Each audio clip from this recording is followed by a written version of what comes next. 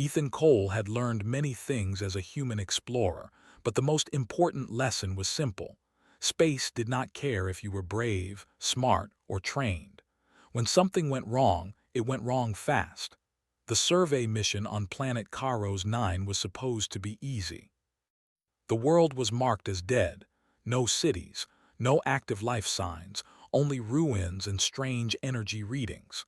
The company wanted data, nothing more. Ethan's team landed near a wide valley filled with broken stone structures that looked like the bones of a giant creature. At first everything went according to plan. Then the storm came. It rose without warning, a wall of green dust and electric wind. Sensors failed. Communication broke into static. The team scattered, each member running for cover among the ruins. Ethan slipped while climbing over a fallen pillar. The stone broke under his weight and he fell hard, hitting his side and rolling into a narrow passage beneath the ruins. By the time the storm passed, hours later, silence had returned. Ethan lay still, breathing slowly. His side burned with pain. His suit showed damage warnings, but it was holding for now. He tried his comm unit. Nothing. No signal, no response. He was alone. Ethan pushed himself up and began to walk, following the underground passage. His water supply was low. The storm heat had drained him fast. Each step felt heavier than the last. The passage opened into a vast underground chamber, tall and wide, carved with symbols that glowed faintly blue. In the center of the chamber was a spring. Clear water floated upward instead of falling, forming a slow, rotating spiral of light.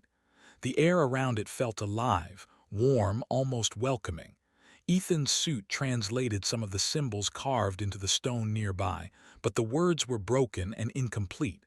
Forbidden, bound, chosen or consumed. Ethan swallowed dryly. Every rule he knew screamed at him to turn away. Unknown alien water was dangerous. Ancient warnings were worse. But his body did not care about rules. His vision blurred. His legs trembled. His water gauge blinked red.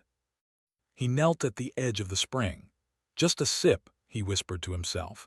He removed his helmet and reached forward. The water felt cool and soft, like it was gently pulling toward him. He hesitated only a second longer. Then he drank. The moment the water touched his tongue, the chamber changed. Light exploded through the carvings. The spiral of water expanded, surrounding Ethan without touching him. His heartbeat thundered in his ears. Pain rushed through his body, not sharp but deep, as if something ancient was pressing against his very existence. Ethan fell backward, gasping. Then a voice spoke. It was not loud, it was not angry, it was close. So, another comes. The words did not enter his ears. They formed directly inside his mind, smooth and slow, like silk wrapped around steel. Ethan tried to stand. His body refused to obey. "Do not fear," the voice continued. "Fear has already killed so many." "What are you?" Ethan whispered. A shape formed in the air above the spring. Not a body, not a face, but a shifting image of light and shadow. It felt vast, old, patient. "I am the keeper," the voice said. "The mind bound to this world, the will beneath the stone." Ethan's breath came fast. He had read stories like this, ancient alien intelligences, planetary minds. None of them ended well for humans. "I didn't mean to," he started. "You drank," the keeper replied. "The spring does not accept mistakes." The pressure inside Ethan increased. His memories flashed earth, blue skies, training halls, laughter, his team. He felt the keeper reaching into him, testing, searching. "Interesting," the keeper murmured. "Your kind breaks, but you do not." "What happens now?" Ethan asked. There was a pause. A whisper slid through his thoughts, low and intimate, powerful enough to make his spine tighten. "Now you belong to me." The words should have crushed him. They should have broken his will like they had with others. Ethan felt those past failures like echoes in the chamber. Aliens, explorers, conquerors, all consumed, all erased, but something unexpected happened. Ethan did not disappear. His heart kept beating. His thoughts stayed his own. The keeper pulled back slightly, surprised. You resist, it said. I'm human, Ethan replied, forcing himself to breathe. We do that. The connection between them stabilized instead of collapsing. The pain faded into a deep warmth. Ethan could feel more now, the stone above, the roots of alien plants miles away, the slow pulse of the planet itself. He gasped. You linked us, the keeper said slowly.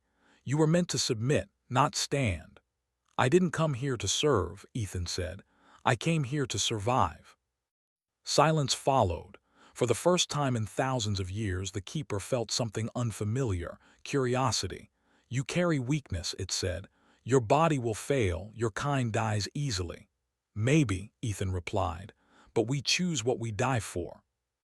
The keeper studied him through the bond. It saw fear, yes, but also stubborn hope, a strange human refusal to surrender even when logic said surrender was the only option. No species has ever spoken back, the keeper said. Guess you found the wrong one, Ethan answered. Slowly the spring settled. The glowing light dimmed, though the bond remained. Ethan felt strength returning to his limbs. His side still hurt, but the bleeding had stopped. The water had healed him partially. You are bound, the keeper said, but not owned. This is new. Ethan stood on shaking legs. Then we need to set some rules. The keeper did not answer immediately. Above them, far on the surface, engines roared. Human ships were returning, drawn by the energy surge from the spring. Ethan felt it through the planet. They're coming, he said quietly. Yes, the keeper replied, and they will try to take what is forbidden. Ethan looked at the glowing spring, then at the ancient intelligence that had tried to claim him. Then we'd better talk, he said. Before everyone makes a mistake they can't undo. The keeper watched the human with something close to respect. For the first time since it was bound to this world, the ancient mind did not feel alone. And for the first time in his life, Ethan Cole realized he had just stepped into something far bigger than survival. The forbidden spring had not taken his freedom. It had awakened it. Ethan did not know how much time passed after the engines roared above the surface. Down in the chamber, time felt slow and heavy, like the planet itself was holding its breath. The bond between him and the keeper did not fade. Instead, it settled deeper. Ethan could feel the world now, not in words or images, but in sensations. The stone floor beneath his boots felt solid and old. The ruins above pressed down like memories. Far away, deep beneath layers of rock, something moved slowly, like a giant heart beating once every few minutes. This is your world, Ethan said quietly. Yes, the keeper replied inside his mind. It is more than ground and stone, it is thought, it is memory, it is pain. Ethan closed his eyes. When he did, he saw flashes that were not his own. Tall alien beings walking under bright skies, cities grown, not built. Towers made of crystal and living metal, then fire, war, silence. They're gone, Ethan said. They failed, the keeper answered. They created me to protect what they loved, but they feared loss more than balance. When others came seeking power, the spring consumed them. When my creators returned, broken by war, they tried to control me. The voice tightened slightly. I ended them. Ethan did not feel fear at that. He felt sadness. The keeper did not sound proud. It sounded tired. You've been alone a long time, Ethan said. Yes. Ethan shifted his weight. His body felt stronger than before, though still human. His wounds were closed, but scars remained. The spring had helped him survive, not transform him into something else. That's why you chose a guardian, he said, not a ruler. I chose obedience, the keeper corrected, but you did not give it. I don't think anyone should own anyone, Ethan replied. The keeper was silent again. The bond pulsed, slow and thoughtful. Above them the sounds grew louder, machines drilling into stone. Human voices shouting orders through amplified speakers. The company had arrived with speed and force, just as Ethan feared. They'll reach this place, Ethan said. And when they do, they won't listen to warnings carved in dead languages. They will die, the keeper said simply. Ethan's jaw tightened. Not if I can stop it. You would protect those who would steal from you, the keeper asked. I would protect people, Ethan answered, even when they're wrong. The keeper felt the truth in that statement through the bond. It did not understand it, but it recognized its strength. You are fragile, it said, yet you place yourself between destruction and desire. That's kind of our thing, Ethan replied. The ground trembled slightly as the first breach charges went off above. Dust fell from the ceiling of the chamber. The spring's light brightened in response, reacting to the threat. Ethan felt the keeper preparing to unleash something ancient and unstoppable. Wait, Ethan said firmly. The keeper paused. Let me try first, Ethan said. Give me a chance to speak. They will not hear you. Maybe, Ethan admitted. But I need to try. The keeper hesitated. No guardian had ever asked this. No being had ever chosen negotiation over survival when standing at the heart of such power. Very well, it said. But if they harm the spring, I will act. Ethan nodded. Fair. A path opened in the stone wall, the planet itself reshaping to allow passage. Ethan walked upward, feeling the weight of the bond with every step. The deeper he moved toward the surface, the more distant the keeper felt, but the connection never broke. He emerged into daylight amid broken ruins and scattered equipment. Armed security units turned toward him instantly, weapons raised. Ethan Cole, a voice shouted. Get on the ground. Ethan raised his hand slowly. Stand down, all of you. Laughter crackled over the speakers. You're in no position to give orders. Before Ethan could reply, the ground beneath the soldiers shifted. Stone rose like living walls, gently but firmly pushing weapons downward, pinning boots in place without crushing them. Gasps filled the air. Ethan did not move his hands. You see, he said calmly. This planet is alive and it doesn't like being hurt. The commanding officer stepped forward, eyes wide but calculating. You're compromised, Cole. Step away from the anomaly. It's not an anomaly, Ethan replied. It's a mind. And it's been alone longer than humanity has been in space. Silence followed, fear mixed with greed in every face. We can control it, the officer said. Study it, use it. Ethan shook his head. You can't control something older than your species. But you can make peace with it. Behind him, the ground pulsed with restrained power. The keeper watched through him, learning how humans spoke, threatened, reasoned. This human speaks as if equal, the keeper said privately. He is, Ethan answered back. Or he wouldn't still be standing. The officer raised his hand, signaling for weapons to be lifted again. That was when Ethan felt something new. The keeper did not act. Instead, it waited. Ethan stepped forward. If you fire, the planet will respond, not just here, everywhere. You're bluffing, the officer said. Ethan met his gaze. I wish I was. A long pause followed. Finally, the officer lowered his hand. Withdraw, he ordered, for now. The machines powered down. Soldiers backed away slowly. Ships lifted off, retreating to orbit. When the last engine faded into the sky, Ethan exhaled deeply. The bond tightened again as the keeper spoke. You prevented bloodshed. Temporary, Ethan said. They'll be back with lawyers instead of guns. I do not understand this word. Ethan smiled weakly. Trust me. It's worse. They returned to the chamber together, human and ancient mind bound by choice rather than force. You surprised me, the keeper admitted. You did not dominate, you did not surrender. I stood, Ethan said simply. Yes, the keeper replied, and so did I. The spring dimmed slightly, no longer flaring in defense. For the first time in ages, the keeper did not feel the need to consume. What are you to me? It asked. Ethan thought for a moment. Not your property, not your weapon, maybe your voice. The keeper considered this. And you? It asked. What am I to you? Ethan looked at the glowing water, the ancient walls, the memories etched into stone. A responsibility, he said. The word echoed through the chamber. Responsibility. It was not something the keeper had been created to understand. Yet now, bound to a human who carried it so naturally, the concept began to take shape. Far above, the stars waited. And deep below, an ancient world began to change, not through force, but through the strange, stubborn will of one human who refused to belong to anyone. The calm did not last. Ethan felt it before any alarm sounded. The bond with the keeper tightened like a warning pulse running through stone and memory. Something was moving in orbit again, not just one ship this time, but many. They returned, the keeper said, with preparation. Ethan opened his eyes and slowly stood. The chamber felt heavier than before, as if the planet itself was bracing for impact.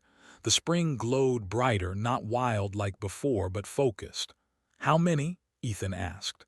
"Enough to wound this world," the keeper replied. "Enough to test you." Ethan sighed softly. "Then it's not just a survey team anymore." "No," the keeper said, "it is hunger." Images flowed into Ethan's mind.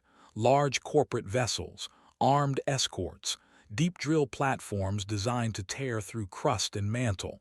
They were not here to study, they were here to claim. "They'll say it's legal," Ethan muttered. "I do not understand your laws," the keeper said, "but I understand intent." Ethan walked slowly around the spring, thinking. The bond made it hard to lie to himself. Fear was there, deep and real. He was one human standing between a living planet and a system that saw everything as a resource. "They won't listen," Ethan said. "Not anymore." "Then why do you remain calm?" the keeper asked. "Because panic won't help," Ethan replied. "And because humans are good at one thing you don't know yet." "What is that?" "Adaptation." The first drills struck the surface like thunder. The entire chamber shook. Cracks spread across ancient stone walls, glowing symbols flaring as they tried to hold. The keeper reacted instantly. Stone began to rise. Old defense systems stirred. Deep beneath the surface, machines older than human history woke from sleep. "Wait," Ethan said sharply. "They are hurting this world," the keeper replied, anger rippling through the bond. "I will end them." "And then what?" Ethan asked. "You wipe out a fleet, maybe two. What happens next? Humans won't stop. They'll send more, stronger, meaner." The keeper hesitated. Ethan pressed on. "You don't need to defeat them. You need to outthink them." "I am a planet," the keeper said, "not a strategist." Ethan placed his hand near the spring, feeling its warmth without touching the water. "Then let me help, not as a weapon, as a human." The keeper considered this. It felt Ethan's certainty, not loud or proud, but steady. That strange human confidence that did not come from power but from belief. "Speak," the keeper said. Ethan focused, letting the bond open wider. He felt the planet's systems, old networks once used for creation instead of war. "Don't fight the ships," Ethan said. "Show them." "Show them what?" "The truth," Ethan replied. "Let them see what they're standing on." The keeper understood slowly. Images formed not as illusions but as shared perception. Above the surface, crews froze as their screens flickered. The world beneath them unfolded in full detail. Cities long dead, species lost to time. The living mind within the planet, vast and aware, panic spread. "What is this?" commanders shouted. "It's alive," someone screamed. Ethan's voice joined the transmission, carried through the keeper's systems. "This planet is not empty," he said. "It is not yours, it never was." Orders flew. Some ships began to retreat, others powered weapons. "They are still preparing to fire," the keeper warned. "Then it's time for the second step," Ethan said. "What step?" Ethan smiled faintly. "Proof." The ground beneath the largest drill platform softened, not collapsing, not crushing, but gently swallowing the machine, locking it in place like a fossil trapped in stone. No explosion. No deaths, just helplessness. The message was clear: you cannot force this world. Silence followed across open channels. Then a new signal broke through. "This is the United Systems Council," a calm voice said. "We request negotiation." Ethan closed his eyes briefly. That was fast. "They fear what they do not understand," the keeper said. "Good," Ethan replied. "Fear makes people listen." The talks were tense. Ethan stood alone on the surface, the ruins around him untouched, while holographic figures appeared in the air before him. Politicians, scientists, corporate leaders. None of them liked that a single human had become the center of this situation. "You are unauthorized," one of them said. "I'm necessary," Ethan replied. They argued, they demanded, they threatened. Ethan did not raise his voice. "This planet is sentient," he said simply. "You can't mine it without killing it, and if you try, it will defend itself." "And you speak for it?" another demanded. Ethan paused, then nodded. "Yes." Inside the bond, the keeper watched closely.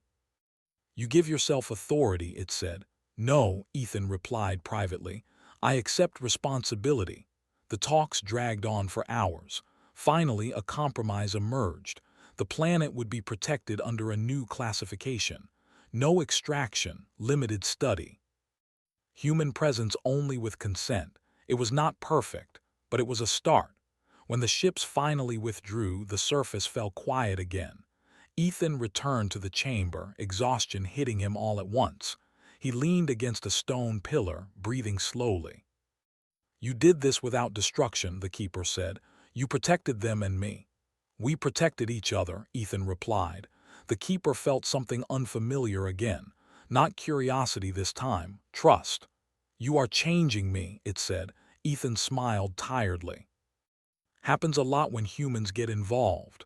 The spring's light softened. "You were meant to belong to me," the keeper said, "but instead I find myself listening." "That's not a bad thing," Ethan said. "No," the keeper agreed. "It is not." Far above, humanity marked the planet as dangerous and sacred. Deep below, an ancient mind began to learn what it meant not to rule, but to coexist. And Ethan Cole stood between two worlds, knowing the hardest part was still ahead. Time passed, but peace never truly settled. Ethan could feel the tension through the bond even when nothing moved on the surface. The planet was quiet, yet alert. The keeper remained awake at all times now, no longer sleeping in long cycles as it once had. Humanity's attention had changed everything. "They are watching," the keeper said one day, "even when they pretend not to." "I know," Ethan replied. He stood on a high ridge overlooking the ruins. Temporary research structures had been placed far from the spring, just as the agreement demanded. Scientists worked carefully, recording, observing, never drilling. Armed guards remained at a distance, weapons lowered but ready. To the outside world, Ethan was now known as a strange figure. Some called him a hero. Others called him a traitor for choosing a planet over profit. Corporations filed complaints. Governments argued behind closed doors, and still the pressure grew. "They will test the rules," the keeper said. "They always do." Ethan did not disagree. "Humans don't like limits," he said, "especially when something powerful is involved." A warning ripple passed through the bond. Not anger, not fear, suspicion. A small ship had entered orbit without permission. "It's not one of theirs," Ethan said, already sensing it. "Different energy signature." "Yes," the keeper replied. "Older, quieter." The ship descended slowly, avoiding scanners in ways that made Ethan uneasy. It landed far beyond the ruins, hidden among sharp black stone formations. "They know what you are," the keeper said. "They are not human." Ethan tightened his jaw. "So the secret didn't stay secret." "No secret ever does," the keeper replied. Ethan moved quickly, traveling across the surface with the planet's help. Paths shifted beneath his feet, stone rising to shorten the distance. When he reached the landing site, he saw them. Tall beings stepped from the ship, their forms wrapped in layered armor that shimmered like dark glass. Their movements were calm, confident, unafraid.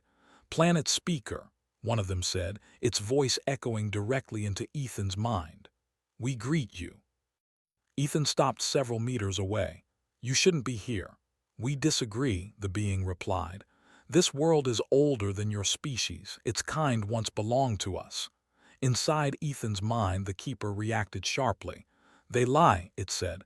"They tried to bind me, they failed." Ethan felt the truth of that instantly. The memory was sharp and bitter. "You don't own this planet," Ethan said aloud. "No one does." The alien tilted its head slightly. You speak boldly for something so small. Ethan smiled faintly. You should hear me on a bad day. The aliens did not laugh. We sense the bond awaken, the leader continued. A human carrying planetary authority, that should not exist. It does, Ethan replied. And it's not authority, it's partnership. Your kind breaks what it touches, the alien said. Give us the spring, we will restore balance. The keeper's presence surged, restrained fury pressing against Ethan's thoughts. They want control, it said. They always wanted control. Ethan took a slow breath. You tried before, he said to the aliens. You failed. Because we lacked patience, the alien answered. Now we have learned. Behind Ethan, the ground shifted as ancient defenses stirred. The keeper was preparing again. Stop, Ethan whispered inside his mind. They threaten us, the keeper replied. They're testing us, Ethan said. If we strike first, we prove them right. The keeper hesitated. Ethan felt the struggle and intelligence built to defend, not debate. Ethan stepped forward alone. This planet is protected, he said clearly. By choice, by will, not by force. The alien studied him. Then show us. Ethan reached down and placed his hand on the ground. He opened the bond fully, allowing the keeper to share, not power, not weapons, but memory. The air around them changed. The aliens saw the fall of civilizations. They felt the loneliness of the keeper, bound to a world while time erased everything it once protected. They felt the pain of being used, again and again, by those who wanted strength without responsibility. They also felt Ethan. A human mind short-lived, fragile, yet burning with stubborn resolve. This bond is unstable, one alien said. Yes, Ethan replied, because it's alive. The leader was silent for a long moment. You should not exist, it said finally. People say that a lot, Ethan replied. The alien ship powered down its weapons. We will withdraw, the leader said. For now, but others will come. Not all will ask. The ship lifted off, vanishing into the sky without another word. When they were gone, Ethan sank to one knee, exhausted. The keeper wrapped around him gently, supporting him. You risked everything, it said. That's kind of the job, Ethan replied weakly. You defended me without violence again, the keeper said. Why? Ethan looked at the sky. Because power doesn't mean much if it can only destroy. The bond shifted. Something changed. The keeper no longer felt like a force behind Ethan. It felt beside him. I was created to rule, it said quietly, to decide who lived and who did not. And now? Ethan asked. Now I learn restraint, the keeper answered. From you. The weeks that followed were tense but quiet. Human presence reduced. Alien signals faded. The planet rested, healing slowly. Ethan became something new in the eyes of many. Not a soldier, not a scientist, a boundary. A reminder. One evening, as Ethan sat near the spring, the keeper spoke again. The bond will not last forever, it said. You are human, your time is limited. Ethan nodded. I know. When you are gone, the keeper asked. What happens to me? Ethan thought carefully. Then we make sure this doesn't depend on just one person. The keeper considered this. You plan beyond yourself, it said. That is wise, Ethan smiled. Humanity's good at planning for tomorrow. We're just bad at agreeing on it. The spring glowed softly, no longer forbidden, no longer hungry. Not because it was tamed, but because it was understood. And somewhere deep within a living world, an ancient mind accepted a truth it had never known before. Belonging was not ownership. It was choice.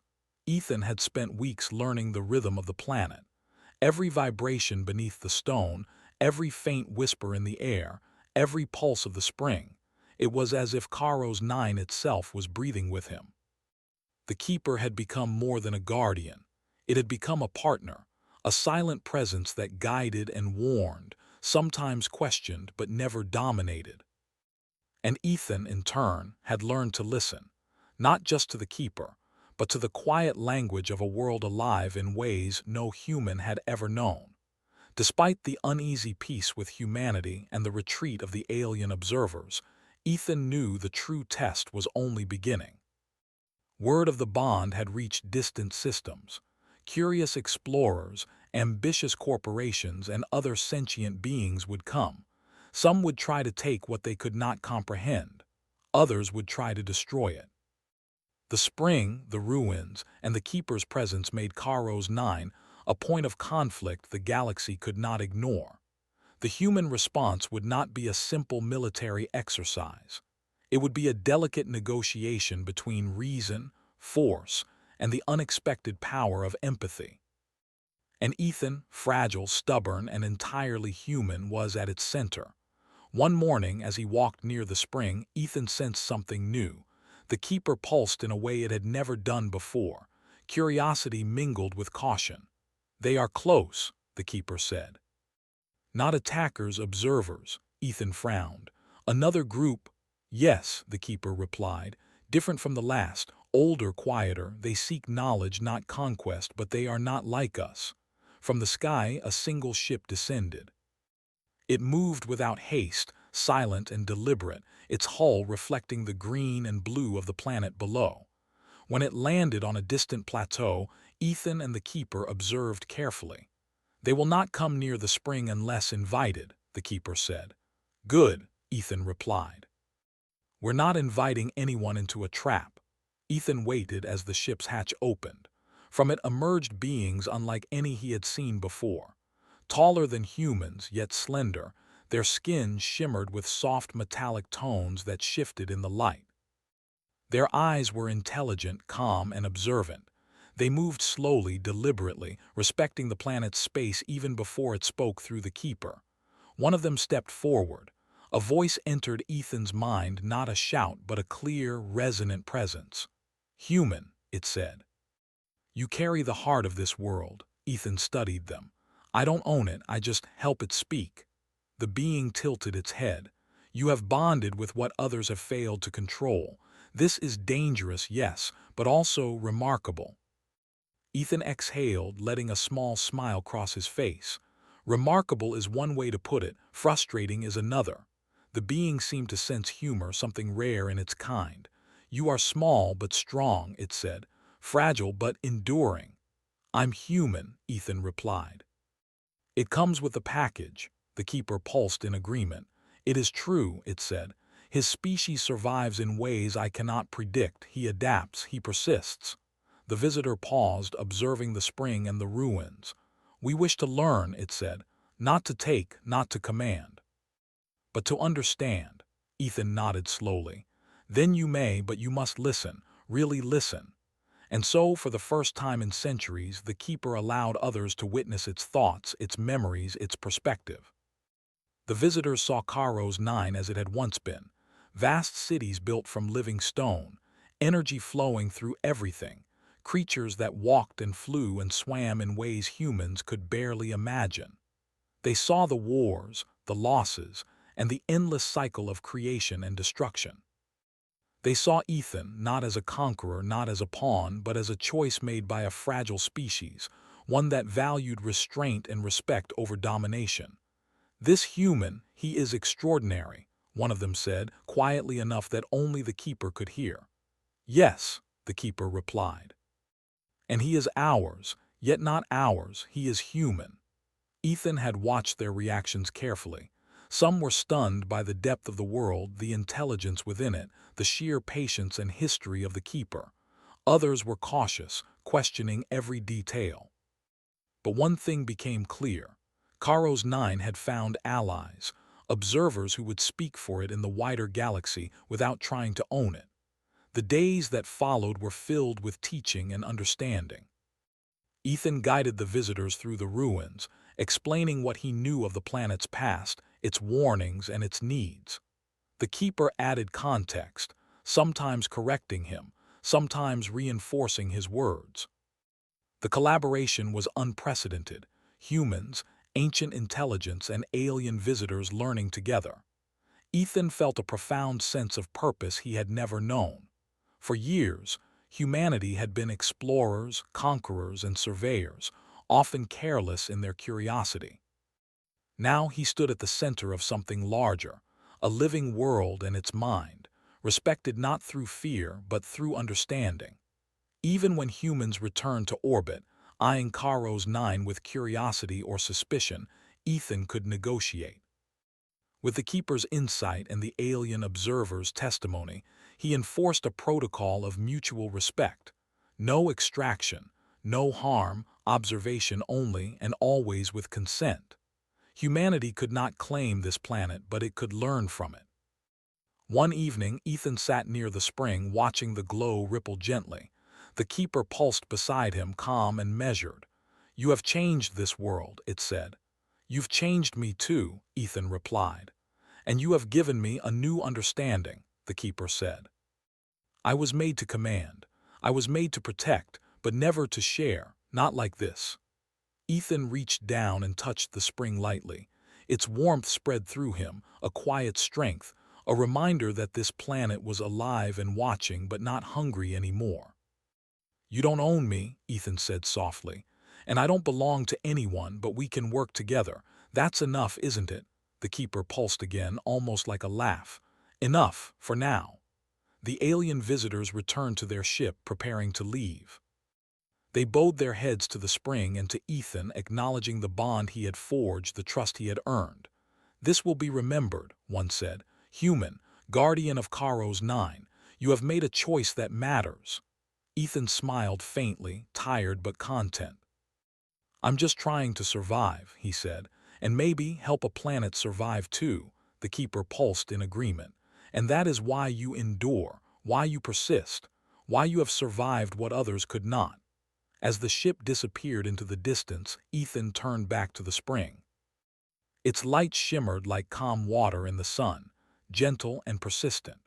The ruins stood quietly around him, witnesses to centuries of history, and now to the courage of a single human who refused to belong to anyone yet chose responsibility. "I guess this is just the beginning," Ethan said aloud. "Yes," the Keeper replied, "but for the first time I am ready to see the future with you." And so together, human and ancient intelligence, they walked among the ruins, side by side, not master and servant, not prisoner and warden, but partners in a universe that had never expected a single human to shape the fate of a world. Ethan looked at the horizon. Stars stretched across the sky, vast and endless. Ships would come. Curiosity would not end. But now there was a balance, fragile yet strong, built on understanding rather than fear. The spring pulsed once more. Ethan closed his eyes, feeling the heartbeat of the planet, the presence of the Keeper, and the unshakable truth he had learned. Belonging was not ownership, power was not domination, and humanity could endure even the impossible. In that quiet, glowing chamber on a world older than time itself, Ethan smiled. He had survived. He had changed history. And Karo's 9 would live on, not as a prize, not as a resource, but as a world respected and understood, with a human at its side who refused to bend, yet knew the value of choice. It was a beginning, not an end. And for the first time in centuries, the Keeper felt hope. Ethan looked at the water once more, its glow softening like a heartbeat in rhythm with his own. "I belong to no one," he whispered, "but I choose to stay." The Keeper pulsed around him, a quiet affirmation. And so the forbidden spring was no longer forbidden, the whispers no longer threatening, and a bond that had begun with fear became the strongest force of all: trust, understanding, and a choice shared between human and planet. The galaxy would remember this day, not for conquest, not for fear, but for a human who drank from a spring and refused to be owned, and a world that finally found a guardian it could respect. Ethan took a deep breath and stepped forward.